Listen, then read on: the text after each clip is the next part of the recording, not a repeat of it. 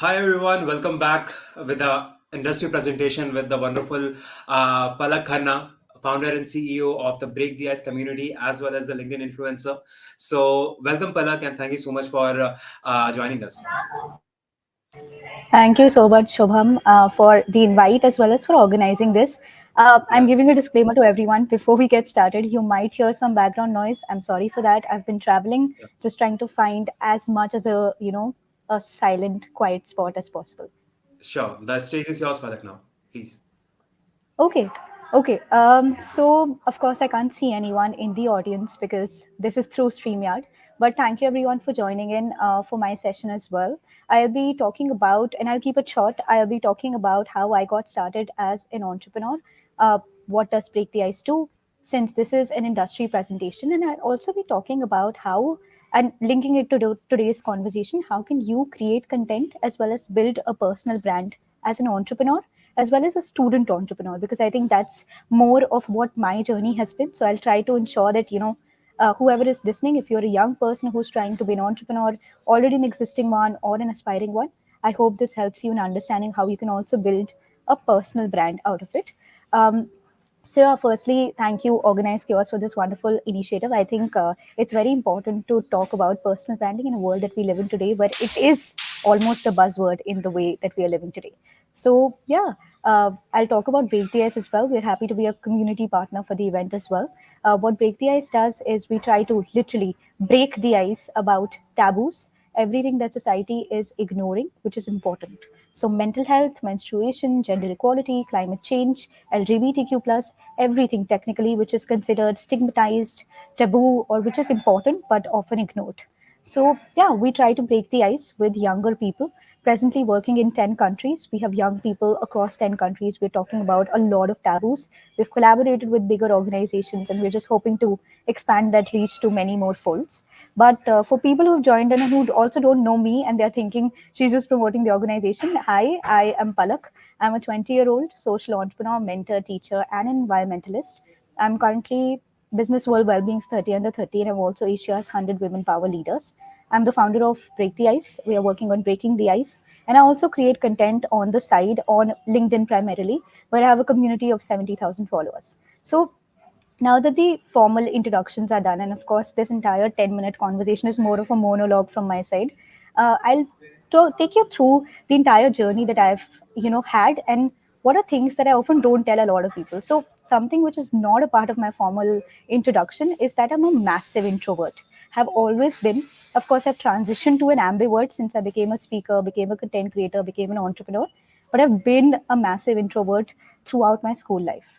And I've always felt like Palak in school, the massive introvert that I was, I always feared judgment. And I'll link it to content creation very soon. But I, as an introvert, always feared judgment, and I felt that will my opinions be able to add value, or should I just not, express my opinions? Because again, will they add value? And I always feared that judgment. I always feared my value, and I was also worried whether my opinions will, impact other people. And I know a lot of people who are trying to get started with content creation but are not able to. They also face a similar challenge and a similar, mindset trap where they're thinking, should I create content? Will it be relatable enough? Will I build a community? Will I be able to do it? So, number one, as someone who's been able to overcome that mindset, definitely go ahead, stop the self doubt, and experiment with things that you at least have a passion for, because it's easier to get started that way and to stop that procrastination to a great extent. Of course, you'll have to be patient with the results, and you'll be listening to a lot of content creators today. But yeah, it's very important to know that you have to remove that mindset gap, number one. So if you relate to this, make sure that after this session, you actually start posting content if that is something that you're looking to do, not just on LinkedIn, whichever platform you feel like connects most with you as a person.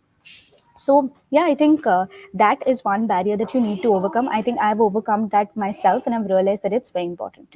The second thing I would say is very closely linked to this: step out of your comfort zone more. Through my organization, I did that. And since this is again a conversation around the industry presentation, I would highlight that I always felt like it's so ironic. I'm an introvert, how am I going to talk about taboos through my organization? And that is when I realized that this is way out of my comfort zone, and that's exactly why I need to experiment with it.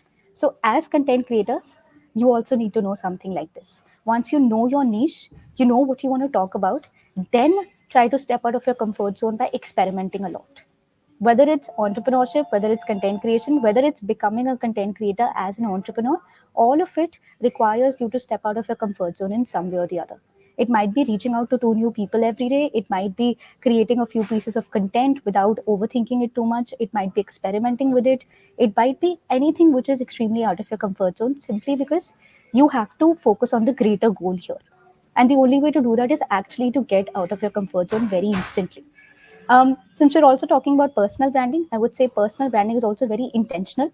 So you need to have a purpose with it. You can't just be like, okay, I'll step out of my comfort zone the next day and I'll overcome all my fears. It's not going to work like that.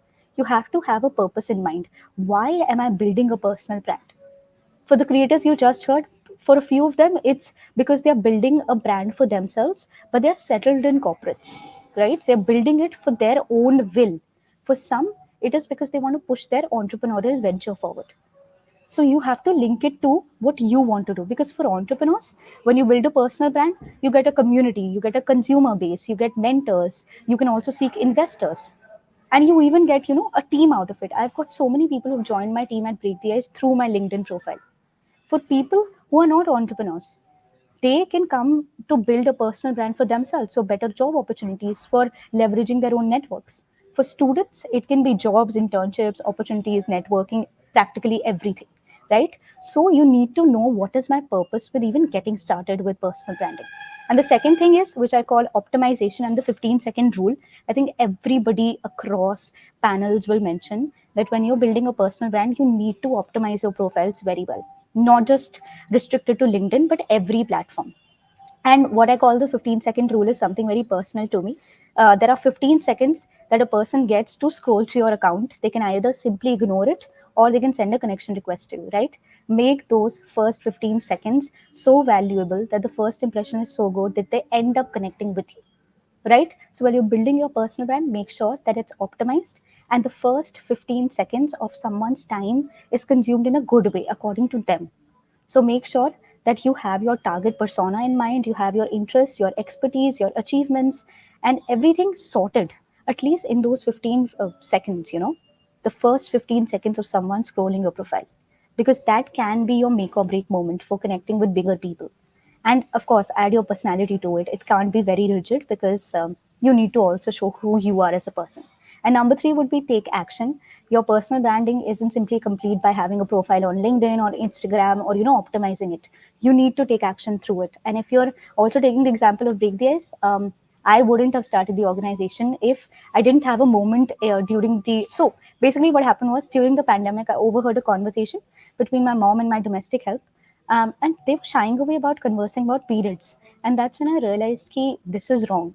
We can't be pushing forward stigmas about important topics like periods. And that's when I thought that why not create a platform, right? And that's where I took action. So you need to know what are you passionate about, what is something that maybe triggers you, what is something that you want to work towards, whether as an entrepreneur or as a content creator, pick on that and then work backwards. That's how it works. You need to have your purpose and then you have to work towards taking action towards it. And everything in the process needs to be personalized. If you're reaching out to someone, has to be personalized. If you're seeking mentorship from someone, has to be personalized. If you're building a company, when you're reaching out to people talking about your product, has to be personalized. Everything that you do needs to be personalized for people to value you as a personal brand, because a lot of people can build a personal brand. You need to make it so well that they remember you as a personal brand. And I don't know how many people know about personal branding. A personal brand is simply what people say about you when you're not in the room. At least that's my personal idea of a personal brand. What are people going to mention when you're not in the room about you and your expertise? That's your personal brand. What does a third person talk about you?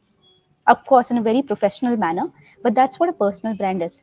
What do people remember about you in terms of your expertise? And it can be very intentional. So when you're creating that, make sure that you do it well. And of course, the last thing would be know your USP very well, unique selling proposition. For people who watch Shark Tank, they would know USP. Because millions of people are trying to build their personal brand, hundreds of entrepreneurs are selling their products, most of them are doing well.